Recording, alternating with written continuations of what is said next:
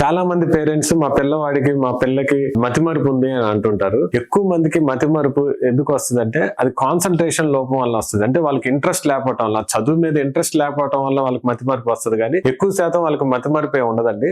కానీ ఎక్కువ మతిమరుపు ఎందుకు వస్తుంది అంటే విటమిన్ B12 బ్లడ్ లో లోపించడం వల్ల గానీ, థైరాయిడ్ ప్రాబ్లమ్స్ ఉండటం వల్ల గానీ, థైమిన్ డెఫిషియన్సీ ఉన్న, బి కాంప్లెక్స్ డెఫిషియన్సీ ఉన్న, నెక్స్ట్ ఆల్కహాలిక్స్ లో కూడా థైమిన్ డెఫిషియన్సీ ఉండి మెమరీ లాస్ రావచ్చు. ఈ మధ్య కాలంలో ఎక్కువ స్ట్రెస్ఫుల్ లైఫ్ ఉంటుంది, నిద్రలేమి ఉండటం, ఎక్కువ నైట్ డ్యూటీస్ చేయటం, లాంగ్ డే డ్యూటీస్ చేయటం, వీటన్నిటి వల్ల కూడా కాన్సన్ట్రేషన్ తగ్గి వాళ్ళకి మెమరీ లాస్ అనేది రావడం చూస్తున్నాం మనం. అలాగే ఏజ్ రిలేటెడ్ గా చూసినప్పుడు ఏజ్ పెరిగే కొద్దీ ఆల్జీమర్స్ డిసీజ్ అంటాం. బ్రెయిన్ షింక్ అవటం వల్ల ఆల్జీమర్స్ డిసీజ్ అనేది వస్తుంది. రిపీటెడ్ గా బ్రెయిన్ స్ట్రోక్స్ వచ్చినా గానీ, రిపీటెడ్ గా వాళ్ళకి బ్రెయిన్ లో రక్తనాళాలు పూడికలు వచ్చి వాటి వల్ల కూడా వాళ్ళకి మెమరీ లాస్ అనేది రావచ్చు. రిపీటెడ్ గా హెడ్ ఇంజరీస్ అంటే ఎక్కువ సార్లు వాళ్ళకి తలకి దెబ్బ తగిలినా కానీ వాళ్ళకి మెమరీ లాస్ అనేది రావచ్చు.